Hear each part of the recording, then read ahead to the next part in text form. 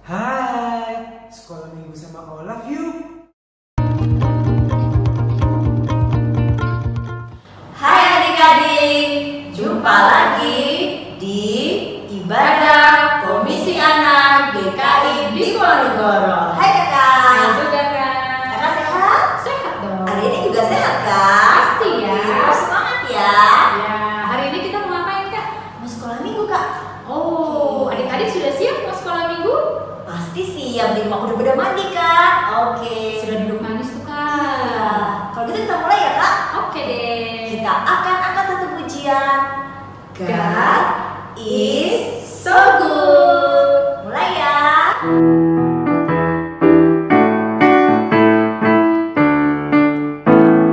God is so good. God is so good.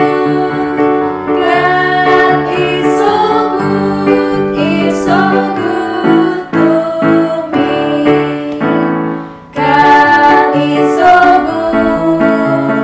God is so good. God is so good. Is so good to me. God is so good, Tuhan itu baik pada kita. Wah, hebat ya kak ya.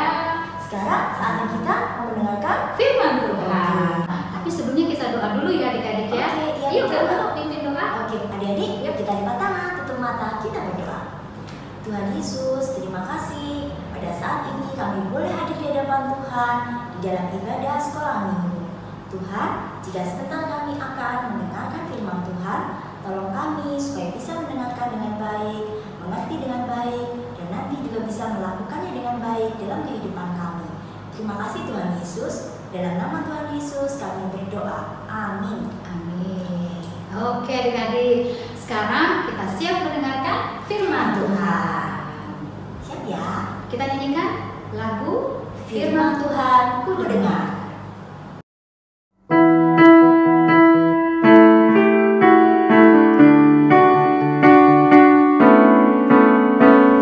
Firman Tuhan ku dengar,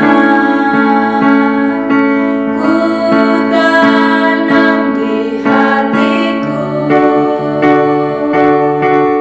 ku ingin bertumbuh subur, berbuah lebat. Yesus sayang padaku. Oke, sekarang kita dengarkan firman Tuhan. Adik-adik, minggu lalu kita telah belajar tentang Bartimeus yang merasakan mujizat Tuhan, lalu dia mau mengikuti Tuhan, serta percaya dan taat kepada Tuhan Yesus. Tapi nggak semua orang loh yang mengikuti Tuhan Yesus mau percaya dan taat kepadanya. Bahkan ada orang yang sudah lama mengikuti Tuhan Yesus bisa menjadi seorang pengkhianatnya Tuhan Yesus. Siapa ya orang itu? Adik-adik tentu sudah bisa mendebaknya. Orang itu bernama Yudas Iskariot. Sebagai salah satu dari 12 murid Tuhan Yesus, Yudas mengikuti kemanapun Tuhan Yesus pergi. Dia melihat semua mujizat, perbuatan kasih yang luar biasa kepada banyak orang. Tapi ternyata Yudas ini tidak suka kepada Yesus. Dalam hatinya, dia kecewa terhadap Tuhan Yesus. Maka Yudas membuat rencana jahat.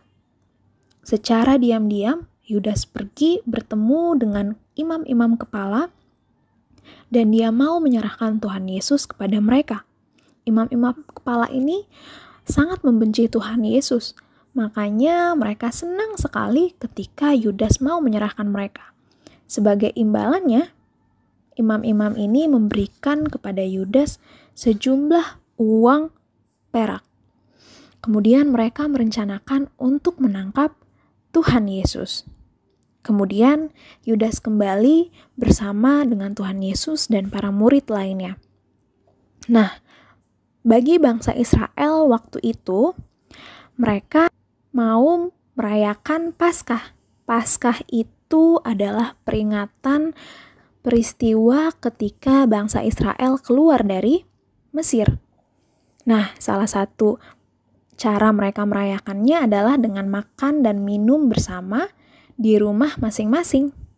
Nah, waktu itu murid-murid datang, mereka bertanya kepada Tuhan Yesus, kita mau makan di mana ya? Kemudian Tuhan Yesus memanggil 2 orang muridnya dan berkata, kalian pergilah ke kota Yerusalem dan kalian akan bertemu dengan orang yang membawa kendi air. Ikutilah dia dan dia akan memberikan petunjuk kepada kalian.